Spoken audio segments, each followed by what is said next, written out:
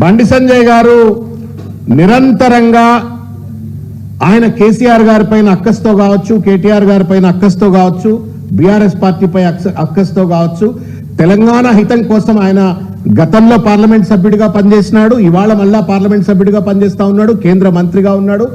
ఏనాడైనా నోరు విప్పి తెలంగాణ ప్రజలకు జరుగుతున్నటువంటి ఒక కష్టం గురించి, నష్టం గురించి, లేకపోతే పక్క రాష్ట్రం ఆంధ్రప్రదేశ్ చేస్తున్నటువంటి ఒక దోపిడీ గురించి కానీ, రాష్ట్ర విభజన చట్టానికి సంబంధించి ఎప్పుడు కూడా పార్లమెంట్ లో ప్రశ్నించిన పాపాన పోలేదు. నోరిప్పితే కేసీఆర్ గారి పైన దాడి చేసిండ్రు. అదే నోరు ఇవాళ ఒక్కసారి బండి సంజయ్ గారు తెలంగాణ కోసం నోరు విప్పాలని చెప్పని నేను కోరుతా ఉన్నాను.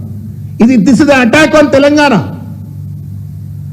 మీ పార్టీ సహచర నాయకుడైతే కావచ్చు మాధవ్ గారు, మీ ఎన్డీలో భాగస్వామ్యమైనటువంటి తెలుగుదేశం పార్టీ అయితే కావచ్చు, కానీ నా ప్రాంతం మీద దాడి జరుగుతూ ఉంది, నా సంస్కృతిని గుర్తించట్లేరు, నా రాజకీయ పటాన్ని గుర్తించట్లేరు.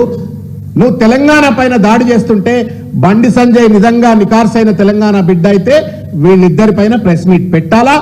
ఎంతైతే కసితోటి పసిబట్టినట్టుగా కేసీఆర్ గారి పైన, కేటీఆర్ గారి పైన, బీఆర్ఎస్ పైన దాడి చేస్తావో అదే దాడి కనుక ఇవాళ చేయకపోయినట్టయితే మీరు ఈ కుట్రలో, ఈ కుతంత్రంలో, తెలంగాణ అస్తిత్వాన్ని విధ్వంసం చేయటంలో మీరు కూడా భాగస్వాములు అని చెప్పని ఇవాళ తెలంగాణ సమాజం ఒక నిర్ణయానికి రావాల్సిన అవసరం వస్తుంది. కాబట్టి బండి సంజయ్ గారు మీరు కూడా మొద్దు నిద్ర లేవండి.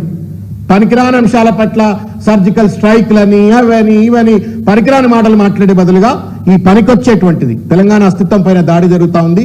మీరు దయచేసి ఒక హోం మంత్రిగా, being a home minister, Telangana ప్రజలకు అండగా ఉండాలని చెప్పని, ఈ సంస్కృతిపై దాడి చేస్తున్న ఇద్దరి పెద్దలపైన చర్యలు తీసుకునే విధంగా మీరు మాట్లాడాలని చెప్పని ప్రభుత్వాన్ని డిమాండ్ చేయాలని చెప్పని కోరుతా ఉన్నాను.